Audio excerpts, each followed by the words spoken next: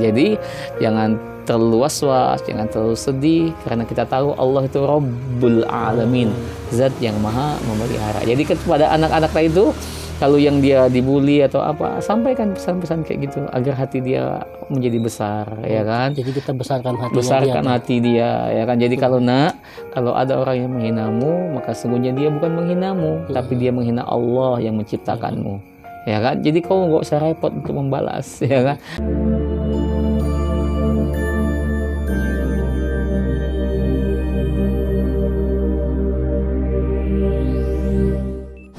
Nah kan memang kejadiannya anak-anak sekarang lah Tit, ya.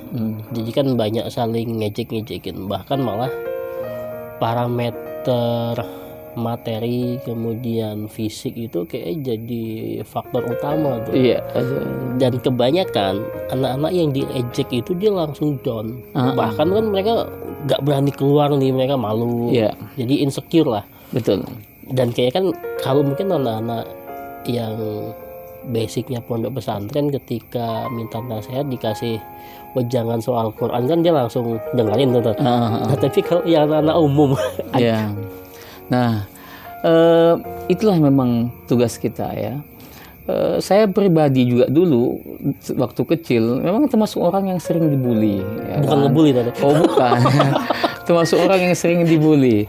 Nah, sehingga tahu perasaan yang dialami oleh anak-anak yang dibully itu. Nah, jadi ketika anak itu curhat ke saya tentang perasaan dia, ya kan, maka saya bisa membayangkan rasa dia itu. Nah, maka saya tahu tentang ayat yang berkaitan tentang hal itu, ya kan. Misalnya Allah sebutkan dalam Al-Quran itu, ketika Allah sebutkan misalnya di ujung surat Ali Imran, Allah sebutkan ketika menyebutkan Rabbana ma khalaqta hadza batila, wahai Allah, tidaklah engkau ciptakan dunia ini secara batil, sia-sia, mesti semuanya itu sempurna. Maka bunyi ayat selanjutnya, subhanaka, maha suci engkau. Kalimat tasbih itu artinya suci, tapi suci tentang penciptaan Allah. Maka Allah menciptakan sesuatu itu tidak ada celahnya, tidak ada kurangnya. Jadi Allah itu punya nama Al-Quddus, yang maha suci. Tasbih subhanallah juga maha suci, tapi beda antara Al-Quddus dan tasbih subhanallah. Suci yang pertama Al-Quddus tentang diri Allah, maka Allah laisa kamitslihi syai'un, tidak ada yang bisa menyerupai Allah, suci dalam diri Allah subhanahu wa ta'ala. Sementara tasbih subhanallah, maha suci Allah, itu suci dalam penciptaannya. Maka semua penciptaan Allah, ma khalaqta hadza batila, kata Allah, tidak ada yang kau ciptakan di dunia ini sia-sia, semuanya sempurna. Maka ada besar, ada kecil, ada tinggi, ada rendah, ada jelek, ada cantik, ada ganteng gitu, ada yang gagah. Itu semua kesempurnaan daripada ciptaan. Kalaupun kita temukan ada orang yang secara fisik dia cacat, itu justru kesempurnaan Allah Subhanahu wa taala. Oh, begitu ya. Itu kalau yang Al-Quddus kesempurnaan lebih ke diri Allah diri Subhanahu wa taala. Sementara at-tasbih subhanallah itu semua tentang ciptaan Allah. Maka semua ciptaan Allah itu sempurna. Tinggal bagaimana orang itu menyikapi tentang dirinya, ya kan, tentang kekurangannya. Saya punya guru, dia pernah bercerita. Jadi ada 3 orang cacat. Kata guru saya waktu kecil, dia cerita ada 3 orang cacat. Yang pertama matanya buta sebelah, ya kan. Yang kedua bungkuk, ya.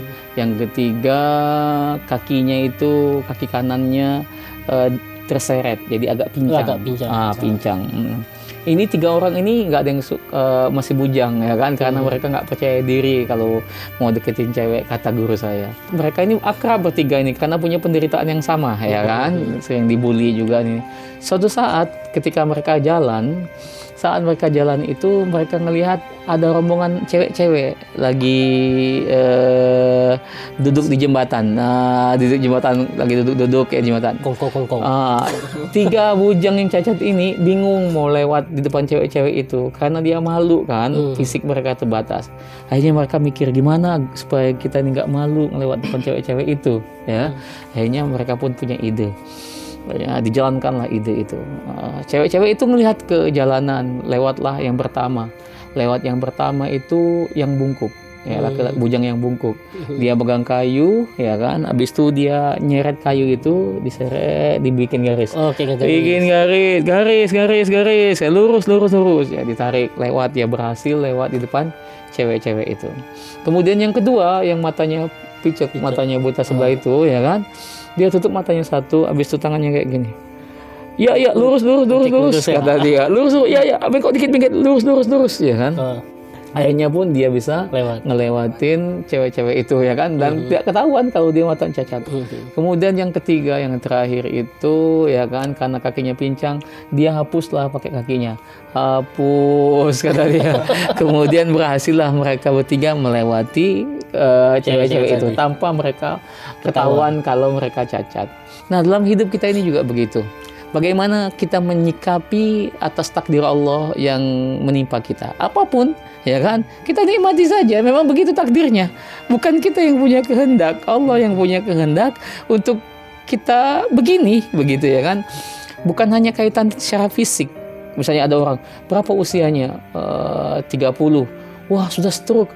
Bukan kehendak dia barangkali. Memang Allah takdirkan untuk dia terkena penyakit itu, tiba-tiba dia kena itu. Walaupun mungkin secara sunatullahnya ada kesalahan yang dia lakukan atau apa, ya kan, itu sunatullah berlaku untuk dia.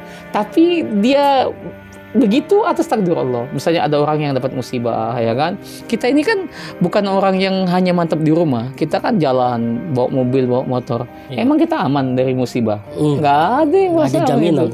Nah, artinya kita nikmati aja, jalani hidup ini saja sesuai dengan takdir. Nahnu qasamna, kami yang membagi hal itu pada kehidupan kita. Jadi jangan terlalu was-was, jangan terlalu sedih, karena kita tahu Allah itu Rabbul Alamin, zat yang maha memelihara. Jadi kepada anak-anak itu, kalau yang dia dibully atau apa, sampaikan pesan-pesan kayak gitu agar hati dia menjadi besar, ya kan. Jadi kita besarkan hati dia, ya kan. Jadi kalau ada orang yang menghinamu, maka sungguhnya dia bukan menghinamu, tapi dia menghina Allah yang menciptakanmu. Ya kan, jadi kau nggak usah repot untuk membalas, ya kan. Kau jalani saja apa yang bisa kau jalani, ya kan. Nikmati atas takdir yang Allah berikan kepadamu. Wallahu a'lam bishawab.